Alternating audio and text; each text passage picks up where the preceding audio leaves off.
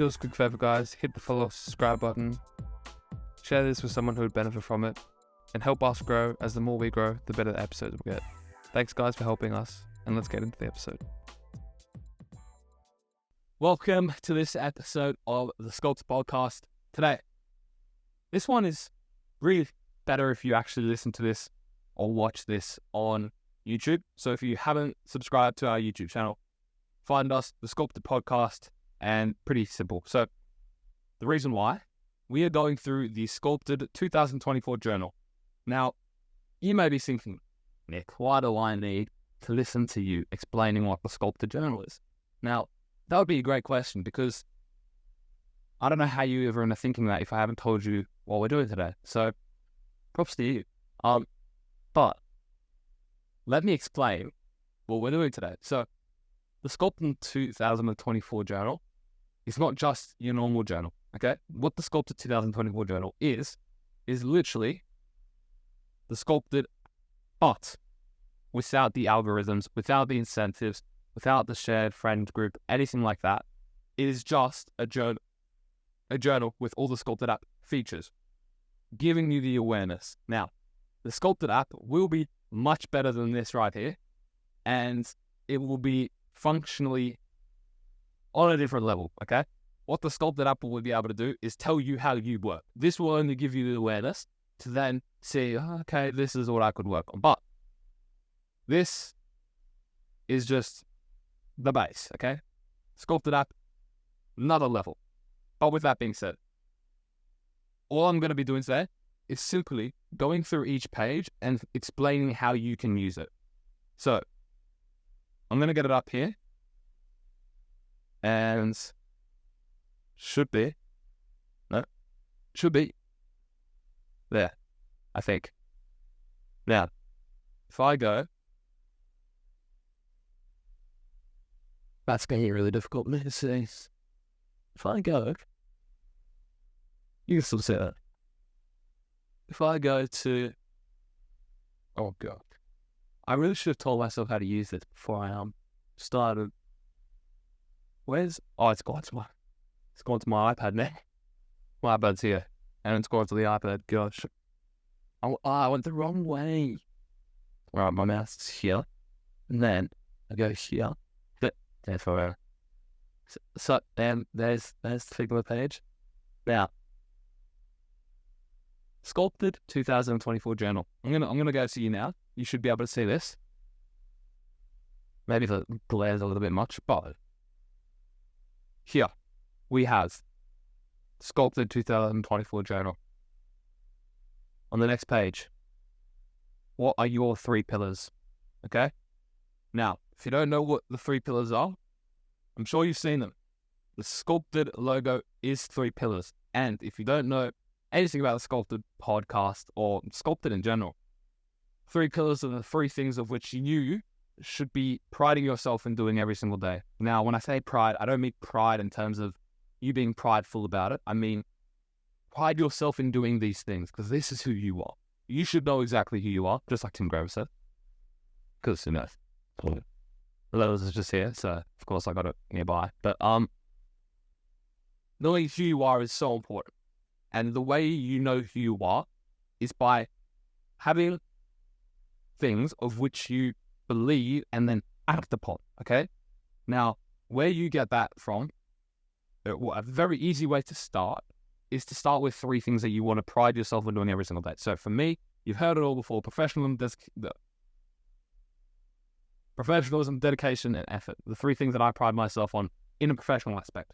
There's also 3 other things which I pride myself on in a footballing aspect, 3 other things that I pride myself on a faith aspect, and also relationship aspect. So I have 4 sets of 3 things that I pride myself on, and every single day I reflect on those things. Now, what you want to do is choose 3 adjectives that explain your character, okay? I gave you mine. What that could look like for you is you're happy all the time. If you're a very happy person and you pride yourself on your happiness and the way that you interact with people, brilliant, start there, happiness. A second one could be dedication, simple one, just like myself, right? If you believe you're a very dedicated person, then you put dedication down. And then let's go happiness, dedication, Maybe a third one is focus. You're a very focused individual and you pride yourself on, how you focus a lot and how focused you are, which is a fair thing to do. Now, that's gone over my bed. I've got 3 different screens here. That's crazy. I might need to turn my iPad's Bluetooth off because it's going to just keep connecting. All right. I'm going to have to flip this over down my main. Oh gosh, this is a hassle. Okay. Just going over to the next page. So the next 3 pages, which I'll quickly flip over for you, show. The next 3 pages, 1, 2, 3, is just, it's an explanation of the 3 things that you pride yourself on, the 3 things that you do every single day. It's just explaining that. So I've just realized there is an actual way of me seeing that screen on here, which I will quickly do. Bear with me because it may be a second, but I'll keep speaking because I've got that down pat. So what I'm going to do is now that's extended here and I'm seeing that page on my tab to my computer. Sorry guys. Okay. There we go. I've got it. Okay, brilliant. So let me just get my yes, let's go. Okay. Off the dome. All right, here we go.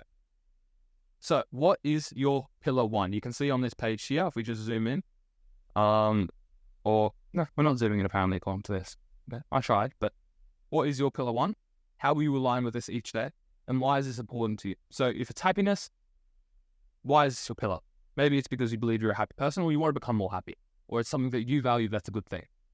How will you align with this each day? Well, every single interaction that you have, if you're not happy, then continue to be happy. Or if you are not happy in every single interaction that you have, then that maybe shouldn't be your pillar 1. Now, that's an over-exaggeration, but what I mean by that is you want to choose things of which you truly align with.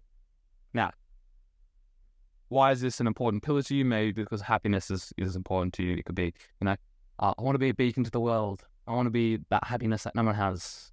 Something like whatever that cliche or cringe thing is. Now, breaking down the 10 trackers or modules in the SCULPTED app, you have training, which is number 1 here. That's the logo, all right? Deliberate practice, when tracked and reflected upon, accelerates skill acquisition. This could be anything.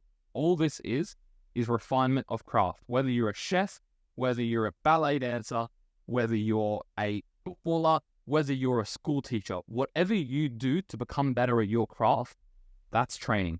It could be mental, physical, emotional. I don't even know. That's just a weird word to say. Maybe emotional. I don't know. Anything that is skill refinement is training. So you track it. Now, to-do list.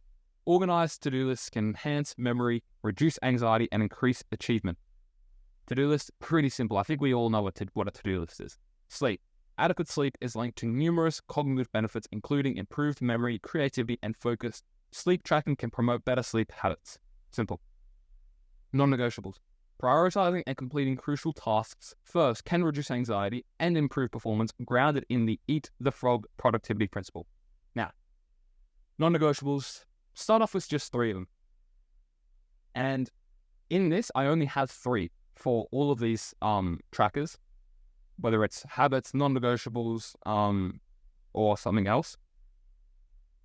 Start with 3. You can start to add more. In the SCULPTED app, you'll have as many as you want, and the more you do, the more you will actually be rewarded for it. So if you have a very low sculpting score in the SCULPTED app, and you are at 100% every single day because you don't have to do much to complete your sculpting score, then your 100% only equals 100%. But someone who has the 70 non-negotiables, 70 different habits that they have to tick off, their 100% every single day for their sculpting score actually gives them, remember how 1 sculpting score equals 100%, equals 1% sculpting score equals 1 crafting point for someone at a very basic level who's doing the bare minimum. Someone who is doing 70 non-negotiables, 70 habits, of course, that's pretty hard, almost impossible to do. But if there is someone who would have that, their 1% sculpting score would be equal to, let's say, 1.2% sculpting score, 1.2 craft points, or maybe for someone who's doing 70 non-negotiables, then it would be like 20 crafting point. So 1% is equal to 20 crafting point. And you can see how that compound effect compounds over time. Now, non-negotiables, start with 3. It could be, don't go on Instagram ever. Just delete Instagram. And every single day, you don't go on Instagram. It could be no sugar. Don't eat any sugar. It's a non-negotiable for you. Maybe it's spend 5 minutes with your parents before you go to sleep. Maybe it's read the Bible before you go to bed. Whatever it is, non-negotiables, 3 of them, pick them, choose them, stick by them. Data detected. All this is regularly monitoring progress can enhance self-awareness and perspective incentive. Perspective incentive. That's a word of mine. Perspective incentive through feedback loops. So my one right now is just looking at my resting heart rate. I can't explicitly improve it immediately. I'm working on it. It's even a goal of mine. You can link your data detective to a goal. So that's going to be a feature in the app. If you want to create actionable steps to progressing your goals each day and you want to get rewarded for that through Sculpting Score, you can link your data detective to your goals. So mine is getting my resting heart rate below 40. It used to be like 34, 36 at its best on Whoop. But on my Apple Watch, it's around 47. Now, I do believe that the Apple Watch doesn't read it as well. When I was wearing the Apple Watch on Whoop at the same time, I think my resting heart rate was like 39 on the Apple Watch and then 34 on the Whoop. And obviously, because I'm like heat score, obviously, I'd say, yeah, my resting heart rate is like 34 because I was just going off of what Whoop was saying. Now, Apple Watch may have been correct, but 34 sounds so much cooler than 39. So I go for 34. But all that is just giving me that awareness around data. It could be, for you, it could be your weight. If you want to get your weight down, not explicitly, but you just want to have that awareness around it, whether it's even how many steps you've got every single day. Maybe you don't want to explicitly improve it, but having that awareness around something is important. It could be even how much free time you have each day. Just being aware of it. That's all it is. Data detective, being aware of the data around you. It could even be one of the habits. If you're only getting a 75% habit completion rate every single day, just write that down. I only got 75% of my habits each day. I want to see that progress over time. Now, goals. Sorry, I'll skip on. Habits. Habits, once formed, are automatic behaviors that require less cognitive load, allowing for efficient, functioning, consistent habit tracking, and it can aid in habit formation. Now, pretty simple. Similar to the to-do list, it's just ticking off 3 things. Start with 3. Add it as you go. Now, goals. This one is a pretty hard one to judge, and it's kind of like the data detective because it comes with just an awareness. There's no explicit way of managing how you improved on a specific goal unless it's a tangible thing where it's like, okay, I wanted to get 10,000 steps in. Today I got 10,000 steps in. Great. But if your goal is something that may be, and also there's a differentiating factor between short-term goals and long-term goals, and then your ultimate vision, right? Okay, so there's essentially 3 sets of goals here. So you could be doing your maintenance, what do I call those? What do I call the goals? In a game, if you don't remember John Johnston, a good friend of mine, who we've had on the episode, we've had on the podcast before, we talk about process goals. Process goals. So process goals are the goals of which get you closer to your ultimate goal or your ultimate vision.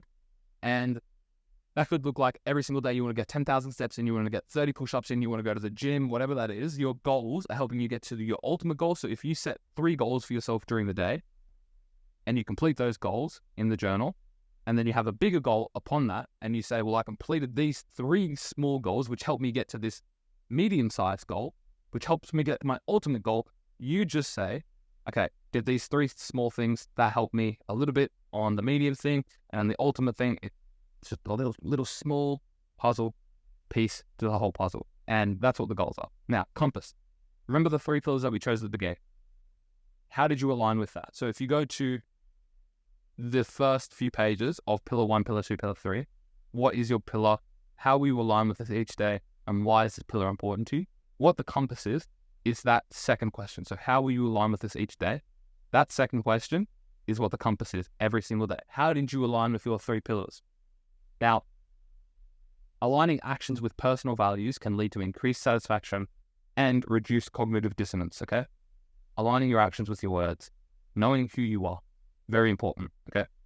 Because when you know who you are, when you see things that are contrary to that, you know either they are right which is not a bad thing. If they're right, then you need to change and you need to start acting in accordance with who you are. Therefore, you know yourself better, which is a good thing, actually.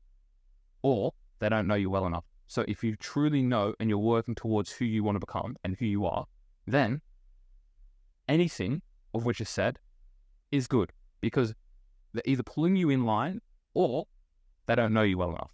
And either is completely fine. Now, you give yourself a score out of 10. How well did I align my words with my actions? And then you just write a little bit about it. And I'll show you that in the journal. So, time pressure. Time pressure and deadlines can enhance performance by creating a sense of urgency, focusing attention, and prioritizing tasks. This is grounded in the Yerkes-Dodson law, which posits an optimal level of arousal for performance.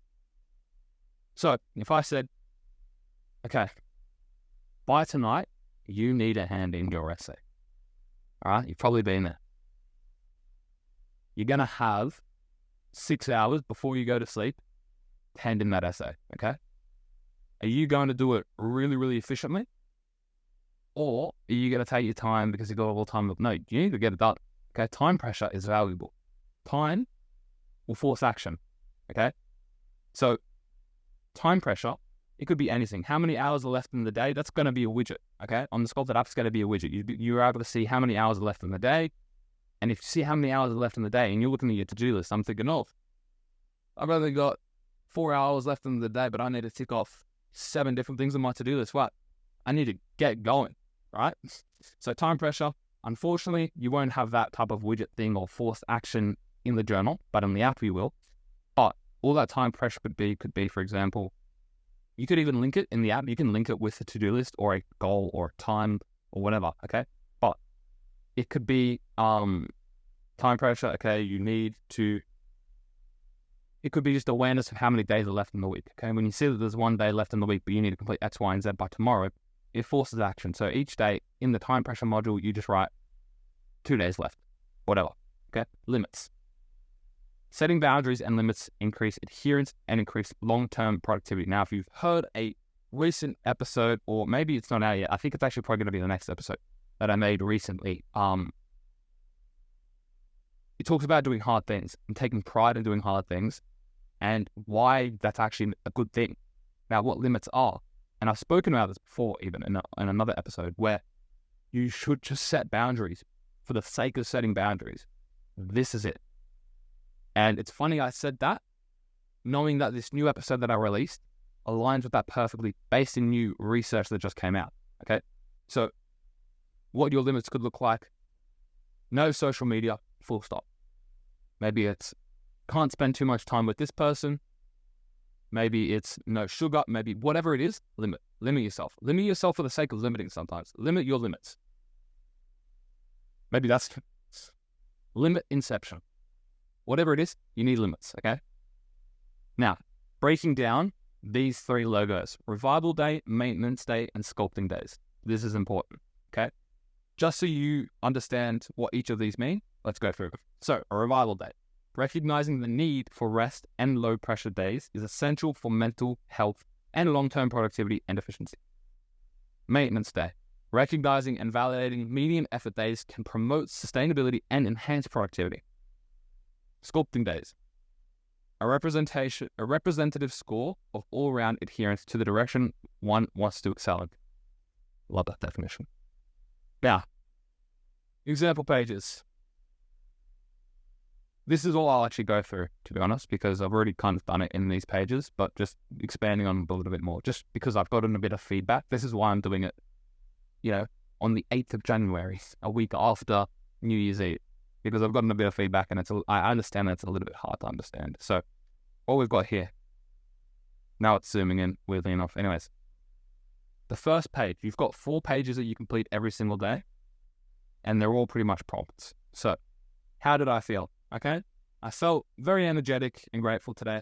I had a good training session and great start to the day. Was happy to get good feedback too.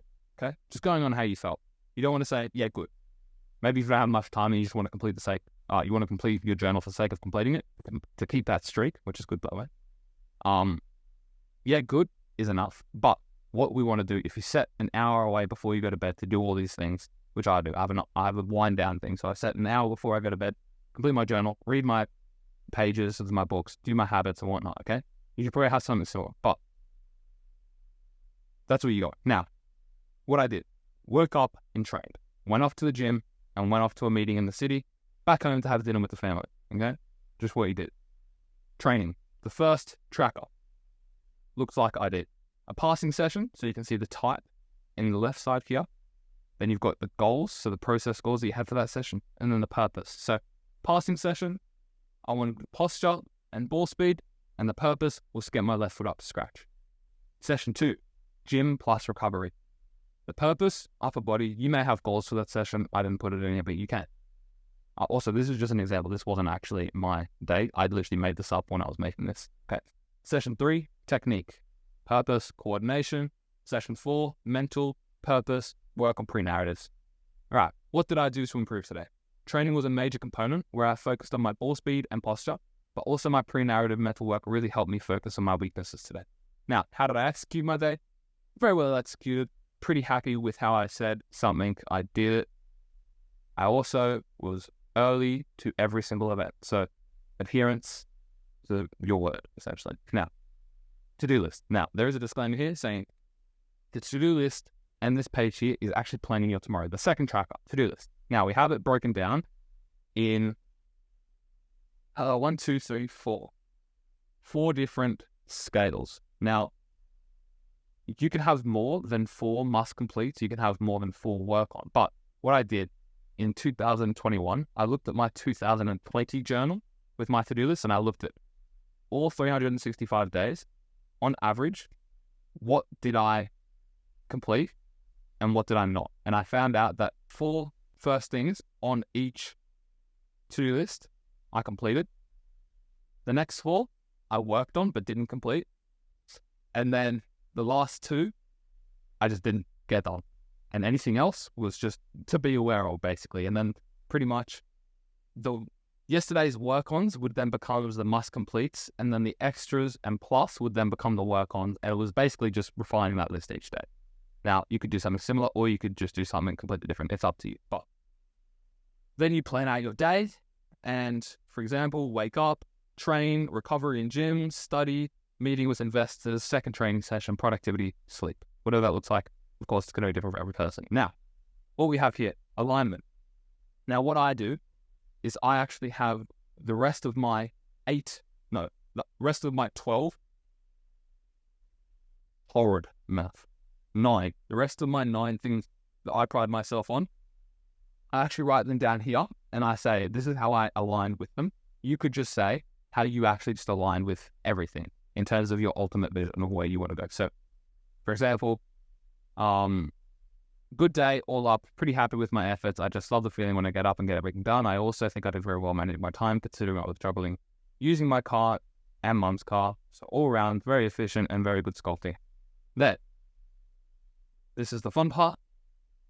What you have here is your sculpting score. Now, on the app, your sculpting score will be made for you based on your trackers. But here, you have to give a rough estimate of where you think you did. Now, I say, if you've completed all 4 pages of your journal, you're at a minimum 80% sculpting score. Because that at least means tomorrow's better because of today. But let's say you had a really, really stinking day and you did absolutely nothing, but you still complete your journal, then, okay, it's probably more of a revival day for you. But if I tried my best, maybe I slipped up here and there, but I did complete my journal and I admitted what I did wrong and I admit where I can get better, I would say that's a minimum 80% sculpting score at least. It will change with the SCULPTED app though, but it will be more brutal with the sculpting app. But you there? Fill in what you think your sculpting score is. You can see there's a line that's blue, which is 50%, and anything below 50% is a revival day. And ideally, your revival days should be purposeful.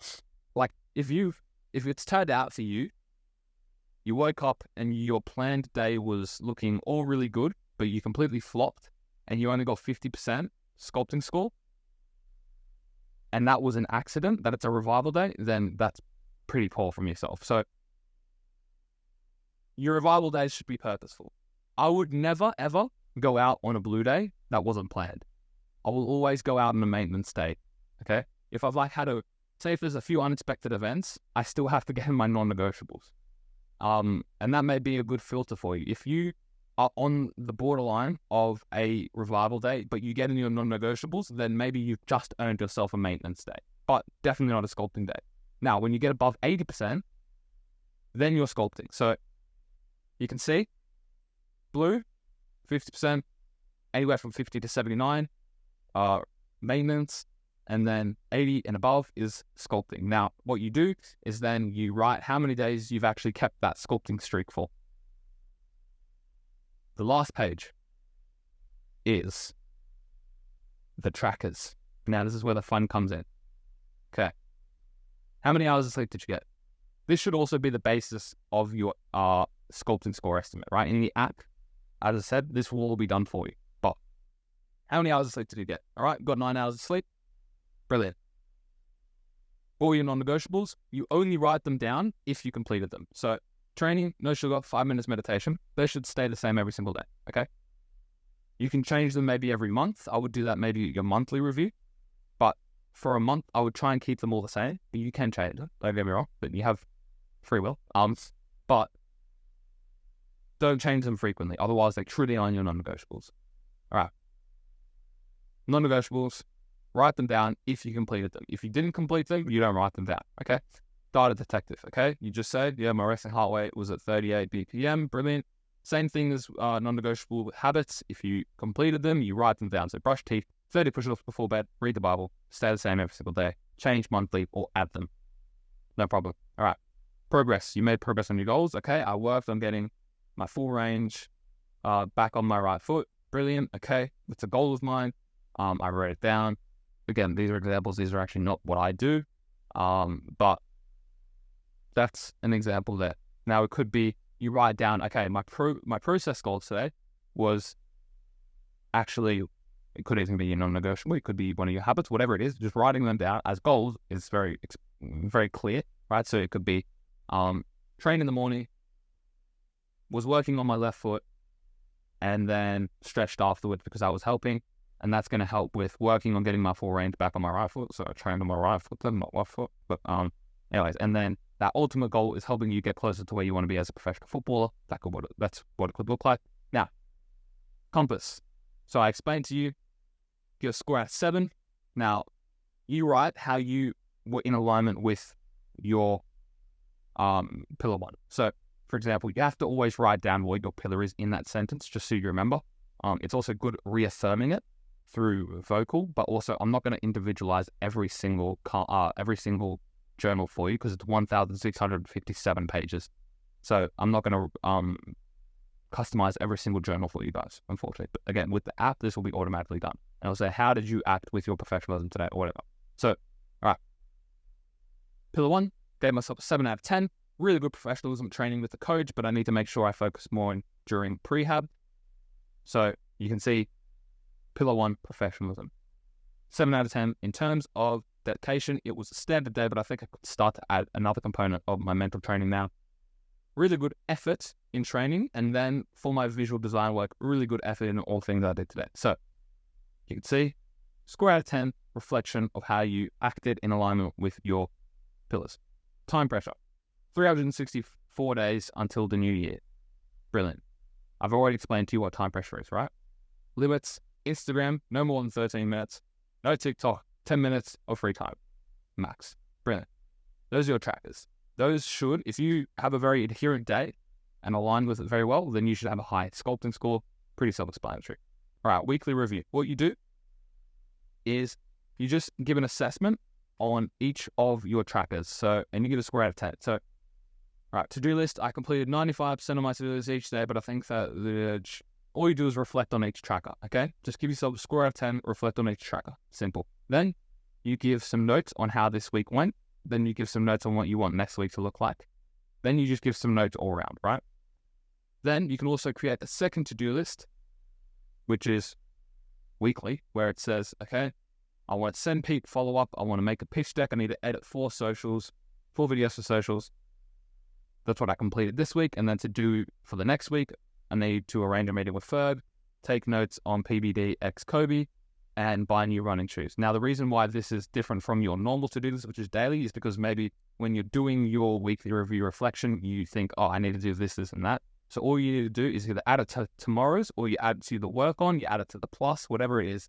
It's all manual, unfortunately, right? That's the fault with this, but this is why it needs to be in the Sculpted app, right? You can probably see why I needed to create the Sculpted app now. And then your to-do list for next week becomes what you completed for that week. So your completed was last week's to-do week for next week, if that makes sense. Now, what you have then at the end of each month is a monthly review. So you can see January, this month, had a really good month. Each week I saw marginal gains, and it incentivized me to do more and more so I can get better and better each time. Next month, I want to start off where I did last week so I can continue my progress. I want to accelerate my refinement and continue to get better each day, week, and month. Then just some notes on it, very general. Then this is where it gets awesome. So monthly review, you then plot on this graph, which you can see here. So you can see you gave yourself a score out of 10 each week for each tracker. So each week, you give you a score out of 10. So the first week, you got a 8. Second week, you got a 7.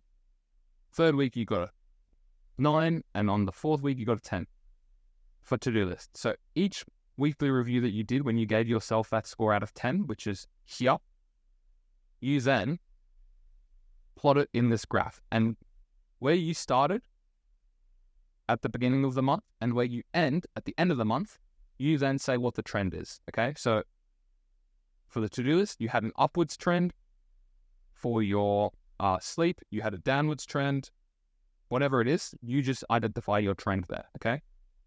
Then the yearly review is you'll have 10 of these pages for each tracker, and you just go back to each month and you put what the trend was for each month here. So remember, you showed your trend for this month was upwards. It was a positive trend. You started better than where you finished. And then you just keep on continuing to show what that is each month for each tracker. And honestly, I wish that I had that a few years ago, because when I first did it, I was going through like every week. So that's 52 weeks, and going through for each yearly review was so monotonous. But now it's a bit more simple with the monthly reviews as well. And that's it, guys. That's actually it. So each month you see this, and you just see that's what the days look like. And then you've got the vision for January. What's my vision? What do I want to achieve? How can I become better this month? And then seriously, you can see all these pages here. It's literally 1,570, I think. So there's a few little Easter eggs in here, but you can see how long it took me. It took me, I think, 3 days in total. And then when I mean 3 days, I mean 3 days of like 18-hour slots. Not 18-hour slots, so it was like 14-hour slots, and it was literally just this. I put a lot of effort into this. I'm sure there was a better way of doing it, but yeah, guys, I hope that helps you with the Sculpted Journal for 2024. I put so much effort into this. It excited me, and the Sculpted app's going to be even better. So guys, get excited.